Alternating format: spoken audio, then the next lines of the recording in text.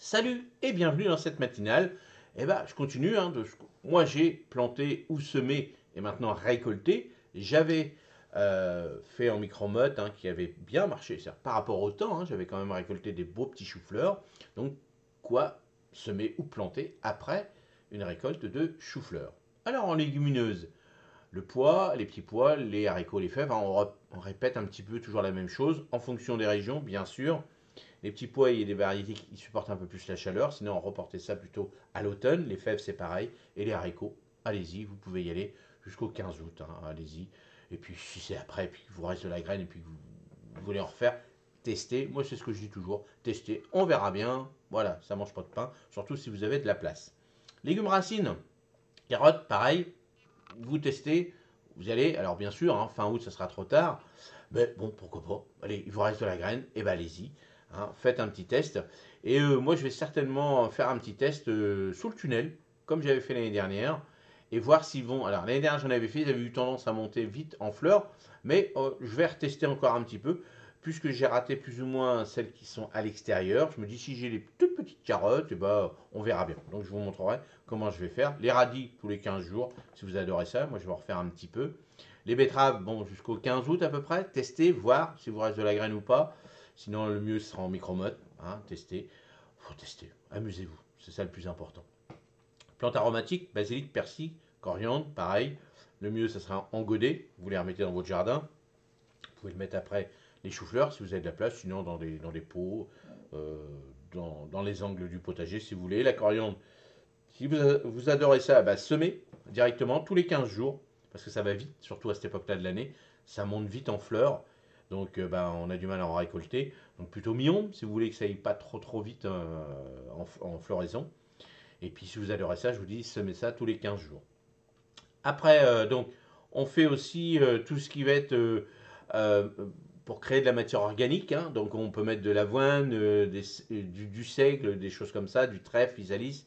Donc tout ça, mais on va pas les récolter. C'est surtout pour avoir de la matière organique. Donc bien souvent on va les broyer, on va les coucher par exemple. C'est du boulot, je répète à chaque fois, mais c'est du boulot, donc à voir. Si vous avez déjà testé, donnez-nous des conseils, allez-y, savoir si ça vous fait de la bonne matière organique. Oui, normalement, oui, il n'y a aucun souci, mais ça reste de la plantation, un semis à faire, tout ça, donc c'est du boulot.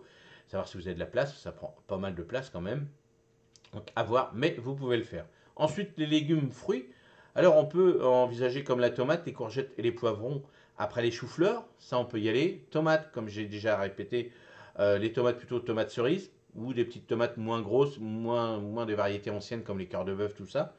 Vous pouvez y aller, ça marche, surtout si vous êtes dans des régions chaudes, ça marche super bien.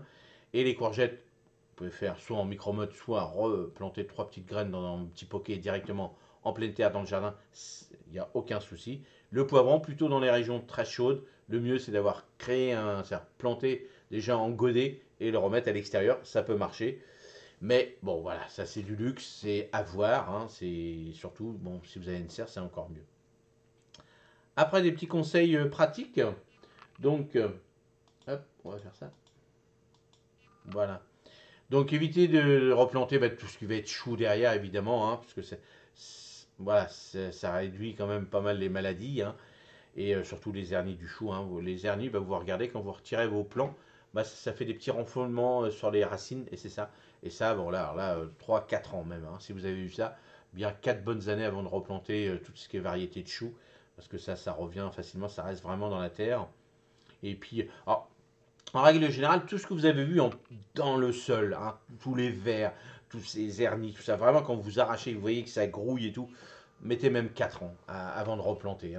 Quand c'est à l'extérieur, bon, alors voilà, c'est les champignons extérieurs, ça va encore, ça peut encore aller, mais si vous êtes, voilà, mettez 3 ans, 4 ans, c'est quand même mieux. Mais moi c'est ce que je pense, et c'est ce que je fais quand vraiment ça grouille dans la terre avant de retirer tout ça, parce que bien souvent, c'est des insectes ou des vers, tout ça qui sont spécifiques pour le légume que vous avez planté ou semé. Donc là, si vous remettez autre chose, vous allez se dire, ah merde, j'adore les choux par exemple, et puis vous me mettez de la salade, c'est pas trop ça, bon voilà, je schématise, mais c'est comme ça, il faut mieux éviter. 4 ans, comme ça on est tranquille, mais bien sûr, si vous avez des grands jardins, vous avez la possibilité de faire plusieurs rotations. Donc bien souvent, ce que vous faites, les rotations, si vous avez un petit jardin, vous avez fait une planche comme ça, bah, vous avez semé ici des choux. Bon, bah là, hop, vous repartez directement hop, à l'autre bout. Comme ça, vous divisez votre planche en 4 ou 3 par exemple. Et c'est comme ça qu'il faut faire, mais n'hésitez pas. Je vous montrerai ça, tout ça cet hiver, hein, comment bien préparer, comment, si vous n'êtes pas trop grand, tout ça. Je vous montrerai plein d'astuces, plein de petits trucs. Mais n'hésitez pas dans les commentaires, hein, vous me laissez des petits trucs pour les autres. Il n'y a aucun souci, même pour moi. Hein. J'en apprends tous les jours avec vous sans problème. Et puis, bah voilà, prendre bien soin des débris. S'ils ont été malades, tout ça, bah, soit vous les brûlez, soit vous les mettez directement à la déchetterie. Hein, et puis sinon, bah, s'ils n'ont rien eu, tout ça, bah, vous les broyez directement sur le sol. Et puis les animaux, comme je dis toujours, vont faire le boulot à notre place. Voilà, et ben là on a fait une petite série, on va continuer par la suite. Et je vous en referai d'autres sans problème. Et bah, dites-moi vous dans les commentaires comment vous faites. Est-ce que vous allez replanter après vos choux-fleurs? Bien sûr, il y a pas mal de choses à faire. Moi, j'ai rien mis, hein. J'ai remis mon broyat, mon compost, tout ça, parce que j'ai déjà fait ça sur une autre planche. Mais vous, qu'est-ce que vous allez faire? Dites-le nous dans les commentaires et j'y répondrai. Moi, si vous voulez d'autres questions, j'y répondrai avec plaisir si vous me posez des bonnes questions. Et puis, bah voilà, je vous souhaite une excellente journée. C'est vrai que c'est le matin, c'est de bonne heure, il est 9 h. Maintenant un petit peu plus tard que 9 h. Et puis, bah, passez une excellente journée. Et surtout si vous êtes en vacances, et bah, profitez de vos vacances. C'est le moment idéal pour aller à la plage et autres, montagnes et autres, comme vous voulez. Allez, salut, merci.